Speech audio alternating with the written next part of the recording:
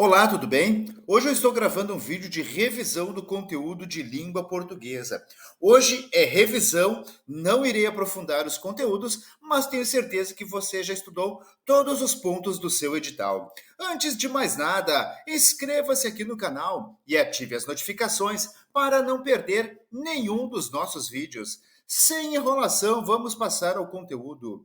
O ditongo. Ditongo é o encontro de uma semivogal e uma vogal na mesma sílaba. Pode ser crescente, que é o encontro de uma semivogal e a vogal na mesma sílaba, como por exemplo em história, ou decrescente, que é o encontro da vogal mais a semivogal, nesta ordem, na mesma sílaba, como por exemplo em cacau. Lembrando, vogal é a mais forte na pronúncia. Então temos o tritongo, que é a semivogal mais a vogal mais uma semivogal, nesta ordem, como por exemplo em Paraguai. Dígrafo. O dígrafo são duas letras que representam um som. Os mais famosos dígrafos são o CH, LH, NH, os dois R's, os dois S's, SC, SC cedilha e o XC. E também o an, en, in,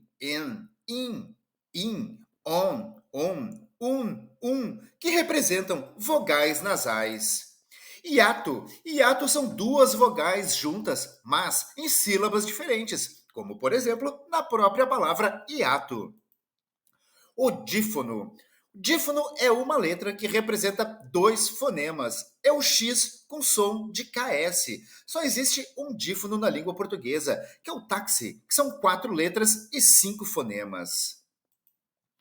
Qual a diferença de ditongo para o dígrafo? O dígrafo são duas letras e um som. Já o ditongo são duas letras e dois sons. E a diferença do ditongo para o hiato? No ditongo, as vogais estão na mesma sílaba. Já no hiato, as vogais ficam em sílabas separadas. Passamos às classes gramaticais. Substantivo. O substantivo é uma classe de palavras variáveis com que se designam ou se nomeiam os seres, as pessoas, os animais e as coisas. O substantivo é a palavra que serve, de modo primário, de núcleo de sujeito, de objeto direto, de objeto indireto e do agente da passiva. Qualquer palavra de outra classe que desempenha uma dessas funções equivalerá a um substantivo. Em português, o substantivo ele pode ser flexionado em gênero, número e grau. Adjetivo. Adjetivo é toda palavra que se refere a um substantivo, indicando-lhe um atributo. Os adjetivos se flexionam em gênero, número ou grau. Sua função gramatical pode ser comparada com a do advérbio em relação aos verbos, aos adjetivos e a outros advérbios. Numeral. Numeral é uma classe gramatical de palavras que indicam diretamente uma quantidade de elementos, ou, indiretamente, por estrutura de ordem. A indicação direta define o numeral cardinal. A indireta, a estrutura de ordem, define o numeral ordinal. Numerais podem ter valor substantivo, bem como valor adjetivo. Numerais são palavras flexíveis ou variáveis e flexionam ou variam em número e em gênero.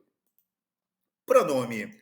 Os pronomes são um conjunto fechado de palavras de uma língua que podem substituir, modificar ou retomar substantivos variados ou frases derivadas deles, na formação de sentenças, tratando-se de um tipo particular de proforma. Em geral, os empregos de cada pronome podem depender da natureza gramatical ou semântica do substantivo representado, de sua função gramatical na sentença e das palavras próximas. Na língua portuguesa, há dezenas de pronomes, como eu, lhe, que, cujo e isto, que podem substituir substantivos ou frases preposicionais derivadas deles.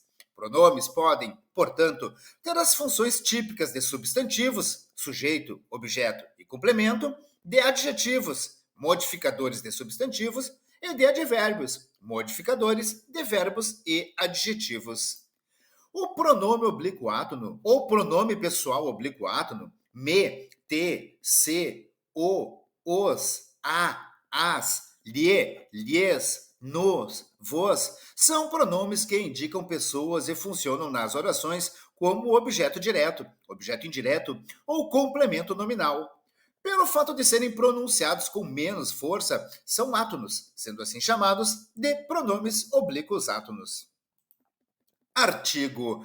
Dá-se o nome de artigo às palavras que se antepõem aos substantivos, para indicar se esses têm um sentido individual, já determinado pelo discurso ou pelas circunstâncias, chamados definidos, ou se os substantivos não são determinados, chamados indefinidos. Os determinantes artigos indefinidos são uma, uns e umas. Já os determinantes artigos definidos são o, a, os e as. O verbo. Verbo é a classe gramatical de palavras que normalmente tem significado de ação, estado, mudança de estado ou fenômeno da natureza, e que variam em relação ao tempo. Os verbos, eles são classificados em transitivos, intransitivos, impessoais e de ligação. Advérbio. Advérbio é a classe gramatical das palavras que modificam um verbo, um adjetivo ou outro advérbio. Nunca modifica um substantivo. É a palavra invariável que indica as circunstâncias em que ocorre a ação verbal. Apenas os advérbios de intensidade, de lugar e de modo são flexionados, sendo que os demais são todos invariáveis. A única flexão propriamente dita que existe na categoria dos advérbios é a de grau. A norma gramatical reconhece 7 grupos de advérbios: de lugar, de tempo, de modo, de negação, de dúvida, de intensidade e de afirmação. Conjunção. Conjunção é uma das classes de palavras definidas pela gramática geral. As conjunções são palavras invariáveis que servem para conectar orações ou dois termos de mesma função sintática, estabelecendo, entre eles, uma relação de dependência ou de simples coordenação. Já as locuções conjuntivas são um conjunto de palavras que exercem a função de conjunção em um enunciado. São exemplos de conjunções. Portanto, logo, pois, como, mas, e, embora, porque, entretanto, nem, quando, ora, que, porém, todavia, quer, contudo, seja, conforme. Interjeição. As interjeições são palavras invariáveis que exprimem estados emocionais ou mais abrangentes, sensações e estados de espírito, ou até mesmo servem como auxiliadoras expressivas para o interlocutor, já que lhe permitem a adoção de um comportamento que pode dispensar estruturas linguísticas mais elaboradas. A interjeição é considerada palavra-frase, caracterizando-se como uma estrutura à parte. Ela não desempenha função sintática. Acrase. O termo crase significa fusão, junção. Em português, acrase é o nome que se dá à contração da preposição a com o artigo feminino a ou as, com o a dos pronomes aquele e aquela, com o a do pronome relativo a qual e as quais, e com o a do pronome demonstrativo a ou as. O sinal que indica a fusão, que indica ter havido crase entre dois as, é o acento grave. Passamos ao conteúdo de análise sintática.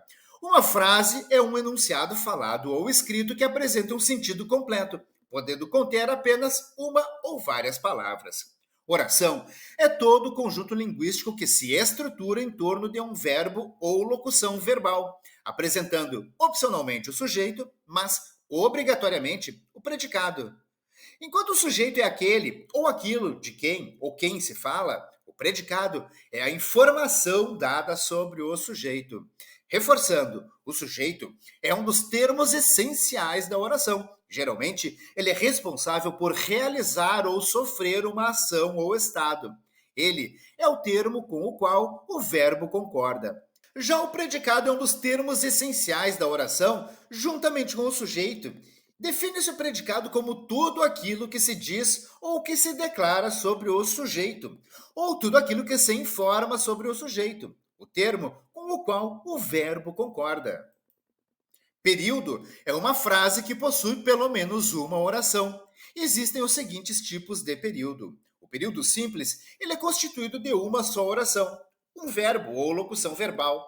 Esta oração é, portanto, uma oração absoluta. O período composto, ele é constituído de duas orações, dois verbos ou duas locuções verbais. Os períodos compostos são formados por coordenação ou por subordinação. Período misto, ele é constituído por três ou mais orações, três ou mais verbos ou locuções verbais, apresentando a mistura da coordenação e da subordinação. Oração principal. A oração principal de uma frase é a parte que contém a informação principal e aquela que se liga a qualquer oração subordinada, ou seja, é completada por uma oração subordinada. Oração principal é aquela que não tem sentido sem o complemento, a oração subordinada. Por exemplo, ela pretendia sair assim que acabasse a prova. Ela pretendia sair, oração principal. Assim que acabasse a prova, a oração subordinada. Oração subordinada. Uma oração subordinada, na gramática, é aquela que exerce uma função sintática em relação a outra oração, chamada oração principal, e que pede complemento, ou é uma oração que tem uma certa dependência de sentido em relação à oração principal. Por exemplo, aguardo que você chegue. Na frase, há duas orações: aguardo e que você chegue. Como a oração que você chegue está completando o sentido do verbo transitivo direto aguardo, portanto, esta oração exerce função sintática de objeto direto, sendo assim uma oração subordinada substantiva objetiva direta.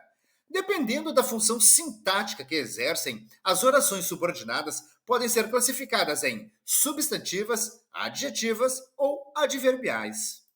A oração coordenada. A frase, a oração e o período são compostos por coordenação quando têm orações equivalentes, mas sem dependência uma da outra. São sintaticamente independentes. As orações coordenadas podem estar simplesmente justapostas, isto é, colocadas uma ao lado da outra, sem qualquer conectivo que as enlace. Esse tipo de oração coordenada chama-se assindética. Os complementos verbais ou objetos complementam o sentido dos verbos transitivos. Estes complementos eles podem ligar-se ao verbo através de uma preposição ou sem o auxílio dela. Quando há necessidade de preposição, o complemento verbal é chamado de objeto indireto. Quando ela não é necessária, o complemento verbal é chamado de objeto direto. Complemento nominal é o termo que, acrescentando a outro termo da oração, explica ou esclarece o sentido de um nome. Na voz ativa, o sujeito é agente, ou seja, pratica a ação expressa pelo verbo. Na voz passiva, o sujeito ele é paciente, ou seja, é ele que recebe a ação expressa pelo verbo. O praticante da ação ele é classificado como o agente da passiva. Admitem transposição de voz passiva somente verbo transitivo direto e bitransitivos. Verbo transitivo indireto, impessoal, intransitivo, verbo de ligação ou transitivo direto seguido de objeto direto preposicionado não admite. A voz passiva analítica ela é formada por um verbo auxiliar ser e, eventualmente, outro verbo auxiliar, o particípio de um verbo transitivo, uma preposição e o agente da passiva. Já a voz passiva pronominal ou sintética é formada por um verbo na terceira pessoa, do singular ou do plural, junto ao pronome pessoal se, como partícula apassivadora ou pronome apassivador, indicando um agente indeterminado, que não costuma vir expresso na voz passiva sintética. Nesse tipo de construção, a partícula se é usada formalmente como pronome oblíquo reflexivo, na função de objeto direto de um verbo transitivo, que concorda com o sujeito. Concordância gramatical é a transmissão de características morfológicas de flexão gramatical de um vocábulo principal para outro. Concordância nominal consiste na adaptação de um nome ao outro, harmonizando-se nas suas flexões com as palavras de que dependem. Já concordância verbal é a flexão do verbo em conformidade ao número e à pessoa do sujeito da oração. Verbos transitivos são aqueles que necessitam de um complemento, podendo ser o complemento acompanhado de uma preposição ou não. Intransitivos são os verbos que não exigem complemento, mas que podem pedir um adjunto adverbial. Todo verbo que possui apenas adjunto adverbial é um verbo intransitivo. Verbo de ligação são os verbos que ligam o predicativo ao sujeito, uma palavra gramatical, relacional, como os conectivos. conjunção e preposição. Por isso, também chamado de verbo relacional. O uso dos porquês, porque junto e sem acento, é justificativa, é igual a pois. Lembre-se dessa dica. Juntou, justificou. Por exemplo, José fez isso porque estava cansado. José fez isso pois estava cansado. Porque junto e com acento significa o motivo. É sempre precedido por artigo, ou por pronome, ou um numeral. Substitui o como no início da frase. Por exemplo, ele procura um porquê para a sua existência. Ele procura o motivo para a sua existência. Porque separado e sem acento é usado para perguntas diretas e indiretas, no meio ou no início da frase. Pode substituir a razão pela qual, o motivo pela qual. Pode substituir ainda para quê, pelo qual. Por exemplo, por que a lua brilha? Por que separado e com acento? É utilizado em perguntas no final da frase ou também no final da frase ou de uma oração, como por exemplo, ele foi demitido e não entendeu por quê. Obrigado a você que assistiu esse vídeo até esse momento. Eu espero que esse vídeo possa te ajudar de qualquer maneira. Ficou com alguma dúvida? Deixa nos comentários. Deixe também nos comentários suas críticas, elogios e sugestões para os próximos vídeos aqui do canal. Se você gostou desse vídeo, se esse vídeo te ajudou, curta e compartilhe à vontade. Não se esqueça, mostre o seu apoio, inscreva-se no canal e ative as notificações para não perder nenhum dos nossos vídeos. Eu desejo a você sucesso e prosperidade na sua jornada. Um forte abraço e até o próximo vídeo.